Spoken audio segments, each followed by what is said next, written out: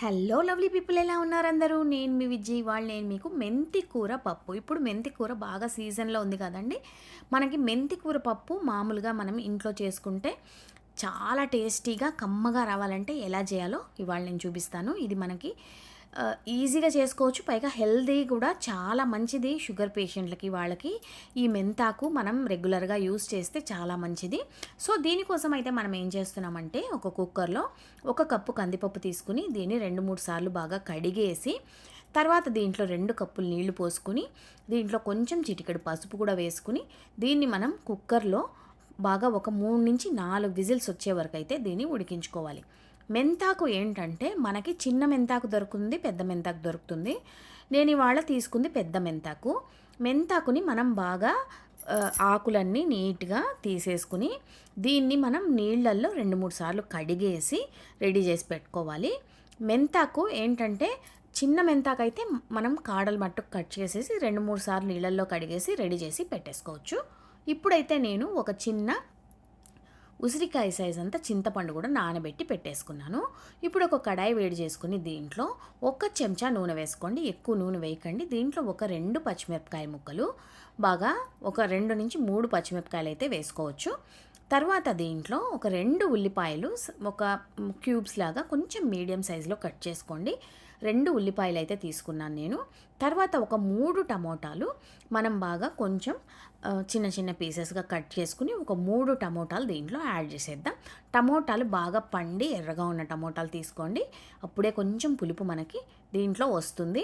ఇప్పుడు మనం టమోటా ముక్కలు కూడా వేసేసాక ఈ టమోటా ముక్కలకి ఉల్లిపాయలకి సరిపడా ఉప్పు వేసేసుకుని దీంట్లో మనం కొంచెం చిటికెడు పసుపు కూడా వేసుకుని బాగా కలిపేసి దీన్ని మూత పెట్టేస్తే మనం ఈ ఉల్లిపాయలు తర్వాత టమోటాలు బాగా మగ్గిపోయి జ్యూసీగా అయిపోతాయి. మనకి టమోటాలు బాగా గుజ్జులాగా దగ్గరకు వచ్చేస్తాయి, ఉల్లిపాయలు కూడా బాగా వేగిపోతాయి. అప్పటి వరకు అయితే వీటిని మనం మూత పెట్టి మగ్గించుకోవాలి.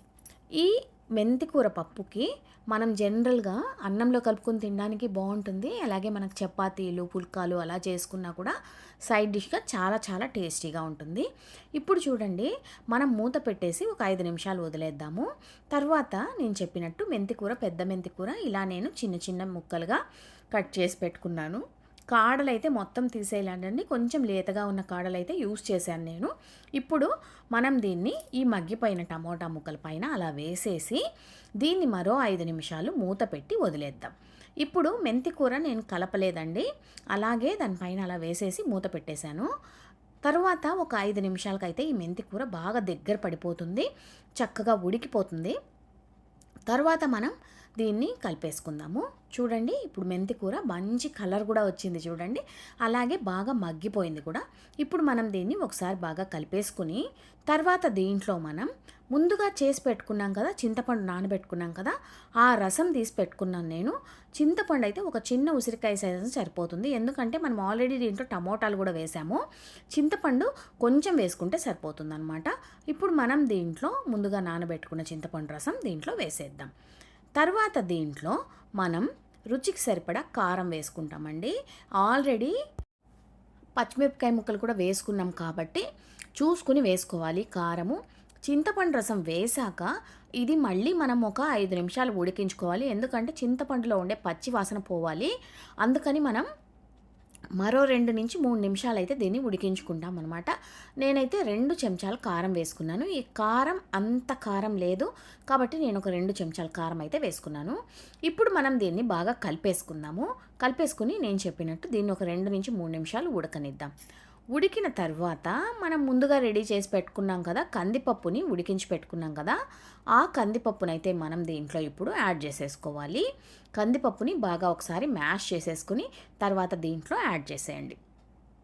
కందిపప్పు వేశాక కుక్కర్ కూడా కడిగేసి ఒక అరకప్పు దాకా నీళ్లు దీంట్లో యాడ్ చేసేసుకోవచ్చు. ఇప్పుడు ఈ పప్పు మనం బాగా ఒక 5 నిమిషాలు బాగా ఉడకనివ్వాలి. ఈ పప్పు ఉడికే లోపు మనం దీనికి కావాల్సిన పోపు రెడీ చేసుకుందాము. మనం కొన్నిసార్లు కొంతమంది పోపు ఫస్ట్ వేసేసి తర్వాత టమోటాలు ఉల్లిపాయలు దాంట్లో వేసి మగ్గించుకుంటారు. అలా చేస్తే వేరే టేస్ట్ ఉంటుంది. ఇప్పుడు మీరు పోపు లాస్ట్లో వేస్తే ఆ టేస్ట్ వేరేలాగా ఉంటుంది. పోపు లాస్ట్లో వేస్తేనే టేస్ట్ బాగుంటుంది. మనం ఒక కడాయి వేడి చేసుకుని దీంట్లో 2 చెంచాల నూనె తీసుకుందాము.